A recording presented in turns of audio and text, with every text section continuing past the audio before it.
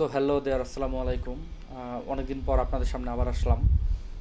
তো আজকে খুবই ইম্পর্ট্যান্ট আমার কাছে যেটা মনে হচ্ছে, খুবই ইম্পর্ট্যান্ট একটা টপিক নিয়ে কথা বলতে আসছি। সেটা হলো এই রিসেন্ট যে যুদ্ধ বা রিসেন্ট যেসব ঘটতেছে, এই যে কত কি বলে যুদ্ধ বন্ধ করার জন্য যা যা ঘটতেছে এবং ওইটার পরিপ্রেক্ষিতে কি হচ্ছে সেগুলো নিয়ে, এবং ওইটার সাথে আমাদের ডিরেক্ট কি ইম্প্যাক্ট আমাদের উপর আসতেছে সেটা নিয়ে। সো একটু জাস্ট যুদ্ধের যদি একটু বলি, সেটা হলো যুদ্ধ তো দেখতেছেন থামানোর চেষ্টা করা হইতেছে, কিন্তু হচ্ছে না। বিভিন্ন যাই যাই হোক, সবাই তো পাপেট। তো পাপেট মাস্টার বলে নাই যুদ্ধ থামবে, তাই থামতেছে না। এই তো। তো আবার এটা নিয়ে এখন মনে হয় যেটা দেখতেছে আবার বসবে, বাট এখান থেকে পজিটিভ কিছু আসবে কি না, নো আইডিয়া। সো আপাতত বলা যায় যে যুদ্ধ কি বলে নিকট ভবিষ্যতে থামতেছে না। আর এটার ইফেক্ট আমাদের উপর কিভাবে পড়তেছে সেটা যদি বলি, আমার উপর কিভাবে পড়ছে এবং আমি এটা দেখে যেটা বুঝলাম, প্রথম হলো এই যে পেট্রোল পাম্পগুলোতে তো অনেক ভিড়, এবং আগের থেকে ভিড় আরও বাড়ছে, কমতেছে না, বাড়তেছে, অনেক বাড়তেছে। পাম্পে তেল নাই, তেল আসবে তার আগেই দেখি 200-250 বাইক গাড়ির লাইন, তাই না? এটা তো অনেক, তাহলে হিউজ লাইন। সো এখন এটার কেস কি কি হতে পারে, যে তেল কম আসতেছে বা পাম্পে কম দিচ্ছে। সো এখানে বেসিক্যালি আমাদের কিছু করার নাই, তেল যদি না থাকে তাহলে আমরা কিভাবে এটাকে কমাবো বা বাড়াবো, বা আমরা কিভাবে আমাদেরকে দিবে, তাই না? আমাদের হাতে এটা নাই। আহ, এছাড়া এই তেলের সাথে বা পাওয়ার সেক্টরের সাথে কিন্তু সব কানেক্টেড। যেমন আমাদের বিদ্যুৎ বলা যায়, ইলেকট্রিসিটি কতক্ষণ থাকবে না থাকবে, বা আমাদের কি বলে এই যে যাতায়াত বা পরিবহন সেক্টর পুরোটাই কিন্তু এই তেল গ্যাসের উপর ডিপেন্ডেন্ট। সো এই তেল গ্যাসের অভাবে কিন্তু মানে এই যে আমাদের কাপড় চোপড়, খাওয়া দাওয়া, ঔষধ, নিত্য একদম প্রয়োজনীয় যত জিনিস আছে, এগুলো সবগুলোর দাম বেড়ে যাবে। এবং আমি যতটুকু দেখতেছি এটা বাড়তেছে এবং বাড়ছে, 20%, 15% বাড়ছে ওষুধটা বাদে। সো এইটা যেহেতু নিকট ভবিষ্যতে যদি যুদ্ধ না থামে, এবং থামলেও মিনিমাম এটার ইফেক্ট থাকবে 3 মাস। আজকে থামলেও 3 মাস পরে এটা সলভ হবে। সো এখন আমরা কি করতে পারি, তাই না? আমাদের কি করা যায়? যেমন আমাদের করার আগে জানতে হবে যে কি হইতে পারে দেশে। প্রথম হইলো জিনিসপাতির দাম বাড়তেছে, সেটা তো বললাম। রাস্তায় গাড়ি ঘোড়া কমে যাবে, দ্যাট মিন্স বাস, ট্রাক সব কিছু কমে যাবে, কারণ তেলই তো নাই, তাই না? আর এই যে পাবলিক ট্রান্সপোর্ট কমবে, তাও থাকবে, আসলে একদম কমবে ব্যাপারটা তা না। প্রাইভেট ভেহিকেল যা আছে, প্রাইভেট ভেহিকেল এটা কমে যাবে। যেমন আমি বাইক বের করতেছি না গত 2 দিন ধরে। তেল নিছি রবিবার, একদিন সোমবার বের করছি, আর বের করি না। হ্যাঁ, তো এইভাবে চলতেছে। তো প্রাইভেট ভেহিকেল কমে যাবে, দ্যাট মিন্স মানুষের তো এখন যাতায়াত তো করতে হবে। তার জন্য হয়তো বিকল্প কোনো ব্যবস্থা নিবে, হয়তো ইলেকট্রিক ভেহিকেল কোনো একটা নিবে, বা সাইকেল। কিন্তু সেখানেও আসলে আমাদের খুব একটা মানে কতটুকু এটা সাস্টেনেবল হবে তাও আসলে আমরা শিওর না। কারণ যদি তেল গ্যাস না থাকে, বিদ্যুৎও থাকবে না, বিদ্যুতের লোডশেডিং হবে। অফিসের মানে অফিসে বিদ্যুৎ দিতে পারবে না, যেগুলো বিদ্যুৎ বা ইন্টারনেটের উপর ডিপেন্ডেন্ট যত কী বলে প্রতিষ্ঠান আছে, সেগুলো ভেঙে পড়বে, তাই না? সো চাকরি টাকরি মানুষের যাইতে পারে, হ্যাঁ, কাজের অভাব হবে, মানুষ কেনাকাটা কম করলে কি বলে ওভারঅল যত পুরো বিজনেসটাই কিন্তু বা ইকোনমিটাই ডাউন হয়ে যাবে।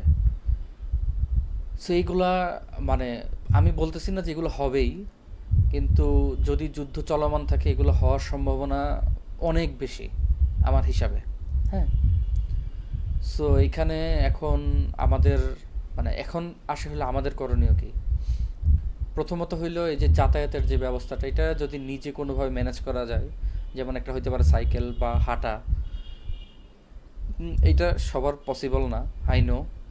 যাদের পসিবল, মানে এটা জিনিসটা এমন যে আমি একটা কাজ যতটুকু আমি করতে পারি, তা আমাদের হয়তো বা এরকম চলে যেতে হইতে পারে। তারপর এই যে কেনাকাটা বা নিত্য প্রয়োজনীয় জিনিস আমরা যে কিনি, এখানে হয়তো বা আমাদের আরেকটু কি বলে মিতব্যয়ী হইতে হয়, মানে হওয়া লাগবে। তারপর বিদ্যুতের ব্যবহার, পানির ব্যবহার সব কিছুই কমাইতে হবে। আবার একটা ব্যাপার কি, যেহেতু মানে হরমুজ দিয়ে কিন্তু খালি তেল গ্যাস আসে না, সার আসে, ওষুধ আসে, আর অনেক কিছু আসে। তো এগুলোও কিন্তু হিসাবে টেকনিক্যালি বন্ধ হয়ে যেতে পারে। তো এগুলো যদি বন্ধ হয়, তাহলে কিন্তু খাবারের উৎপাদন বন্ধ হয়ে যাবে। আবার বিদ্যুৎ না থাকলে সেচ দিতে পারবে না। মানে কঠিন অবস্থা কিন্তু খাবার দাবারের, মানে সংকট হইতে পারে, যেটা আমি দুর্ভিক্ষ বলতে চাই না, কিন্তু এটার হয়তো বা খুব কাছাকাছি আমরা যাইতে পারি। সো এটাই মানে এখান থেকে আমি মানে মিতব্যয়ী হওয়া ছাড়া বা কি বলে আহ, মানে রিসোর্সের পূর্ণ ব্যবহার ছাড়া আমি এখানে আর কোনো সলিউশন দেখতেছি না। সো মানে ইটস টাফ। আমাদের হয়তো বা খুব একটা কঠিন সময় আসতে পারে, এবং সবাই ওইভাবে প্রস্তুতি নিলে আমার মনে হয় এটাই ভালো হবে। ইভেন আমি তো নেওয়ার চেষ্টা করতেছি যতটুকু পারতেছি। আহ, এছাড়া এছাড়া আর কিছু করার নাই। কারণ আমরা আমরা হইলো মানে কি বলে মানে পিঁপড়ার মতন, মানে আমাদের কোনো দোষ নাই কিন্তু আমাদের মেরে ফেলা হয়, তাই না? যে পাড়া খেয়ে বা ওই যে কি বলে মানে পারিপার্শ্বিক কারণে হয়তো বা মারা যাই আমরা। আর এখন দুই দেশ যুদ্ধ করতেছে, মাঝখানে ক্রস ফায়ারে পড়ছে আমরা, যেহেতু আমাদের ইকোনমি ছোট, আমরা ইম্পোর্টের উপর ডিপেন্ডেন্ট বেশি। সো মানে বিশেষ করে এই যে পাওয়ার সেক্টরে, সো আমরা হয়তো বা মানে একটা কঠিন সময় দেখব। এই তো এখন এই যে যেটা আর কি মিতব্যয়ী হওয়া, হিসাব করে সব কিছু করা, এছাড়া আর মানে কি বলে উপায় নাই। সো এটা মানে এই ভিডিওটা করার মাধ্যমে আমি নিজেকেও আসলে কি বলে এটাকে একটা বুঝ দিতেছি যে আমাকে এটা করতে হবে। হ্যাঁ, কারণ চাকরি বাকরি আসলে মানে এই যে এনার্জির উপর ডিপেন্ডেন্ট যেগুলা, সব সেক্টরই আসলে ইফেক্টেড হবে। সো আমিও ইফেক্টেড হইতে পারি। সো বলা যায় না এটা। এটাই আর কি, এই কারণে আমাদের কি বলে ঠিকঠাকভাবে চলতে হবে। আর সবাই আমরা, আমার মনে হয় পার্সোনাল ফাইন্যান্সে ইম্পর্টেন্স দেওয়া উচিত এই মোমেন্টে আরও বেশি। যে কিভাবে মানে রিস্ক ম্যানেজমেন্ট করা যায়, যাদের জমানো অর্থ বা কি বলে অ্যাসেট আছে, সেগুলো কিভাবে রিস্ক ফ্রি যতটুকু করা যায়, যতগুলো সেক্টর করা যায়। এই তো। আর আর আসলে আমাদের কিছু করার নাই। তেলের এখন এই যে তেলের অভাব বা যা আছে, আমরা হয়তো বা পাবলিক ভেহিকেল বা আমাদের প্রাইভেট ভেহিকেলের উপর ডিপেন্ডেন্ট। আমাদের সবারই আহ, মানে কি বলে কিভাবে কম খেয়ে কম পরে চলতে হয়, হয়তো বা এটা আমাদের শিখা লাগতে পারে। এই তো। আর আর কি করার, সব কিছু কম কম ইউজ করা, এই তো। আর আর কিছু আমাদের করার নাই। আর ওই যে হোর্ডিংয়ের যেটা, এটা খুব বেশি দূর নিয়ে যাবে না।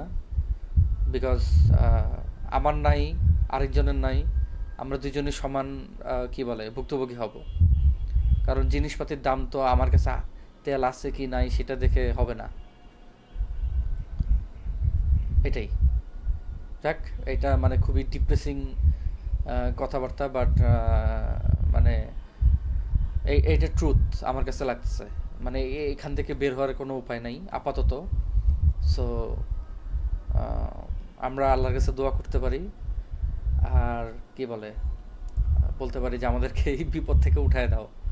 ঠিক আছে, আর আশা রাখতে পারি যে আমাদের এই যুদ্ধটা থেমে যাবে এবং সামনে সব কিছু নর্মাল হয়ে যাবে। এই তো। অলরাইট, ইনশাল্লাহ আবার আশা করি ভালো জিনিস নিয়ে আমি আসতে পারবো এবং ভালো কোনো ব্যাপারে কথা বলতে পারবো। আর এই পর্যন্তই, বিদায়, আল্লাহ হাফেজ।